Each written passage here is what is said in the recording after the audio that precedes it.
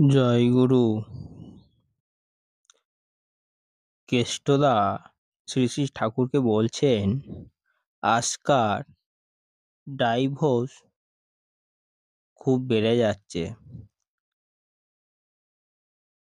শ্রী শ্রী ঠাকুর শুনে বলছেন, তার একটা কারণ ওই চাকরি।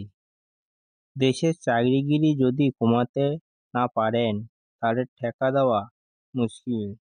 যারা চাকরি করে তাদের ছেলেদেরও অপরিহার্যভাবে চাকরি করার দিকে ঝোঁক থাকে। চাকরি যদি করতেই হয় তা হবে ওই চাণক্যের মতন।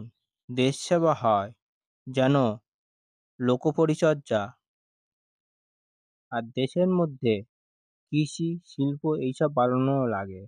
তাহলে মানুষ স্বাধীনভাবে চলার পথ পায়, চাকর হয়ে চলতে হয় না। শ্রী শ্রী ঠাকুর অনুকূলচন্দ্রের দিব্যরক্ষী অষ্টম খণ্ড, পৃষ্ঠা সংখ্যা 43। বন্দে পুরুষোত্তম।